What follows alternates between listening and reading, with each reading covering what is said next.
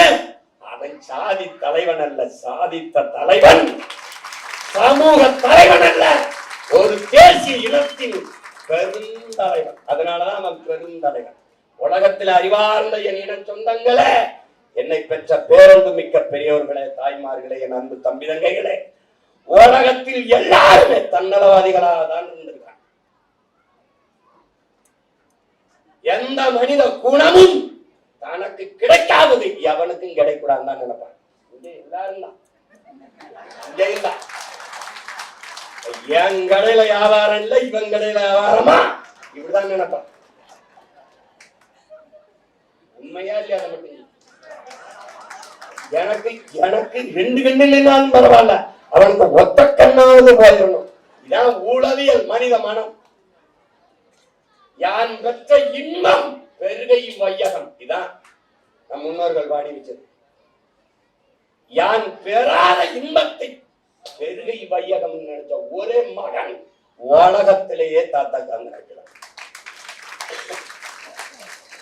எப்படின்னு நாம் படிக்கல, அதனால எந்த பையனும் படிக்க வேணாம்னு நினைக்கல. எப்படி?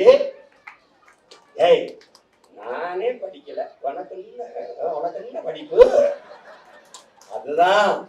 அதுதான் தாத்தா பெருமையா பாக்குறே. அவன் படிக்கல, அதனால அவன் யாரு மேலே பொறாமல்ல. நம்ம படிக்கல, நம்ம பெற முடியாத கல்வியே நம்ம நாட்டு பிள்ளைகள் பெற்றாகணும்னு நினைச்சான் பாரு. அதனாலதான் அவன் பெருந்தலைவன். உலகத்துல எந்த மனித மனம் காமராஜர்ங்கிற ஒருவனை தாண்டி இது சிந்திக்கும் நினைக்கிறேன்? யார் நினைப்பா? நானே கூழ் குடிச்சுக்கிட்டேன், நாய் உனக்கு பிரியாணி கேக்குது, அப்படிதான் நினைப்பா. நீ வந்து பாரு, நீ எந்த வழியிலும் நினைப்ப. ஆனா ஒரு மகன், நாம படிக்கல, ஆனா நம்ம நாட்டு பிள்ளைகள் படிக்கணும்டா அப்படின்னு படிக்க வச்சான் பாரு. எப்படி படிக்க வச்சான்னு தெரிஞ்சுக்கணும். நீ இங்க பாரு, பள்ளிக்கூடத்தை திறந்துறாரு. இதுல இங்க எல்லாம் பேசுனாங்க, தாத்தாவை எல்லாம் கேவலமா பேசுறாங்க. அதுக்கு வேற ஒரு மேடை வச்சிருக்கேன். இங்க எல்லாம் எங்க அம்மா அப்பா எல்லாம் இருக்கிறதுனால தண்ணி வைக்க போயிடுறேன். ஏன்னா அக்டோபர் 2ஆம் தேதி தாத்தா நினைவு தினத்தை அன்னைக்கு விருதுநகர்ல பிறந்த ஊர்லயே வச்சிருக்கேன். பெருந்தலைவர் பெருவிழான்னு அன்னைக்கு வச்சிருக்கேன். எங்களுக்கெல்லாம் வாசியில ட்ரெயினேறி வந்தாலும் என் தாத்தாக்கு ஏசி பாட்டு கொடுத்தேன்னு போயிட்டுருக்கிறேன். என்னவோ நாங்க மானம் கட்டு போயிட்டோம். மானம்னு ஒண்ணு இல்லையே எனக்கு. அதனால கண்டவனுக்கெல்லாம் ஓட்ட போட்டு இதை கேட்டுக்கிட்டு தூச்சிக்கிட்டு இருக்கு வச்சுக்கிறேன். என்ன பண்றாரு, பள்ளிக்கூடத்தை திறந்துடுறாப்ல, படிக்கணும்னு வரல. என்ன பண்றேன்னு தெரியல. இந்த ரோட் சாலையில போயிட்டு இருக்காப்ல. போயிட்டு இருக்கும்போது ஒருத்தன் மாடு மேய்ச்சிக்கிட்டு இருக்காப்ல. தாத்தா வண்டியை நிறுத்துங்க, ஒன்று கழிச்சுட்டு போவோம் அப்படின்னு இறங்கி ஒரு பழைய அம்பாசிடர் இப்படி போய் நிற்கும் போது ஒரு சின்ன பையன், ஒரு 5 வயசு பையன் மாடு மேய்ச்சிக்கிட்டு, ஐயா இங்க வா, என் பள்ளிக்கூடம் போலையா? இவர் முதலமைச்சர் காமராஜன்னு அவனுக்கு தெரியாது. நல்லா கவனிச்சுக்க. பள்ளிக்கூடம் போல, பள்ளிக்கூடம் போன சோறு நீயா விட்டுவா, சோறு நீயா விடுவ, ஆடு மாடி மேய்ச்சாதாங்க ஒரு வேளை கஞ்சி, வா வா அப்படின்ட்டான். அன்னைக்கு யோசிக்கிறாப்புல, ஓ சாப்பாட்டுக்கு இல்லை, ஒரு வேளை கஞ்சிக்கு இல்லை பிள்ளைகளுக்கு, சரி அப்படின்னு முடிவெடுக்கிறாங்க.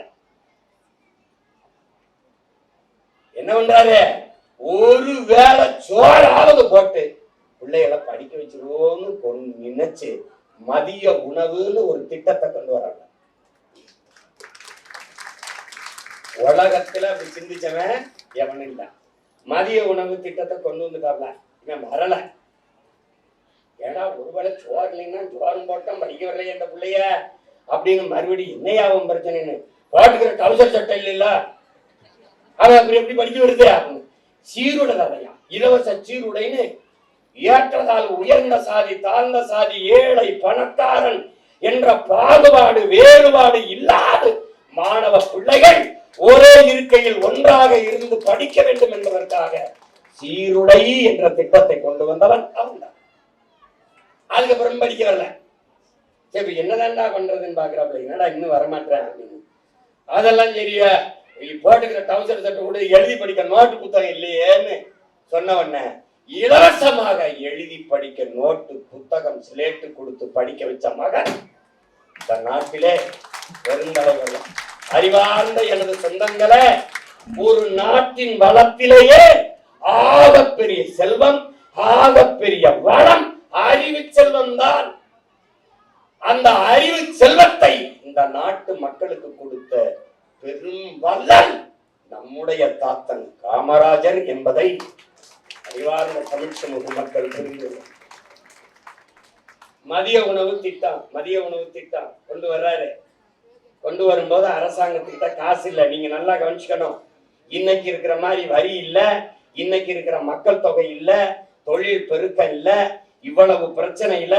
8 அமைச்சர் தான் இன்னைக்கு. என்ன எத்தனை அமைச்சர் எண்ணி முடிக்க முடியாது. நீ 8 அமைச்சர், எவனுக்கும் எவ்வளவு பெரிய வீடு அதெல்லாம் கிடையாது. எல்லாருமே தாத்தாவை போன்ற நேர்மையானவர்கள், தாத்தாவை போலவே நேர்மையானவர்கள்.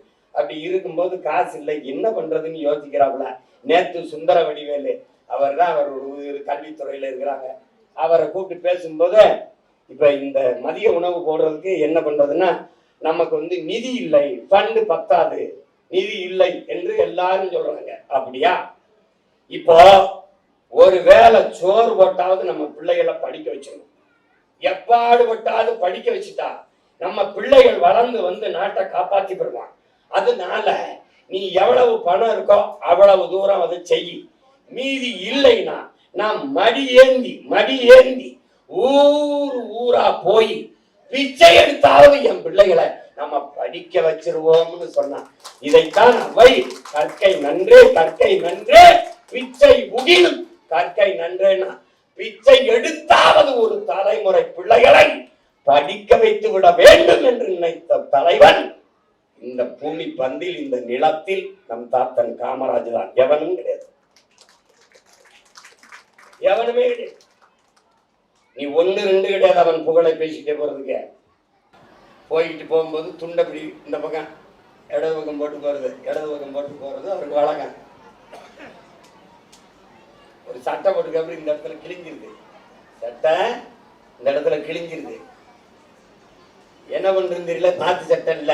இப்ப போயாச்சு, துண்டை இந்த பக்கம் தூக்கி போட்டுறாப்ல, இந்த பக்கம் தூக்கி போட்டுறாப்ல.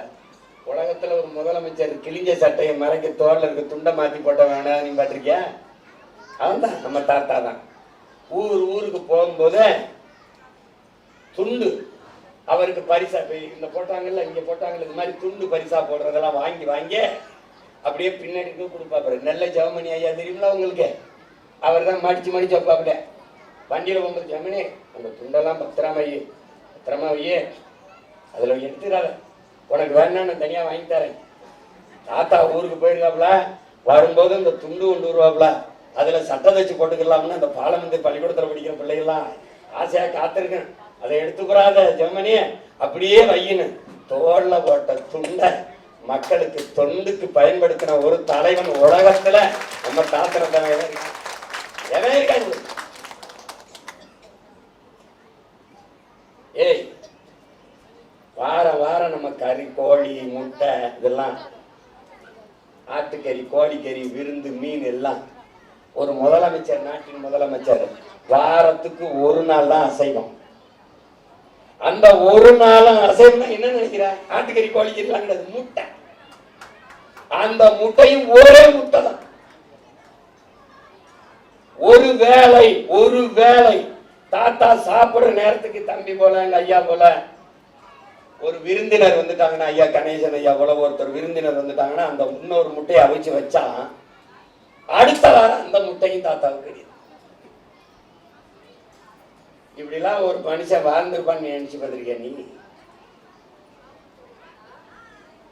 கற்பனை கூட நீ செய்ய முடியாது.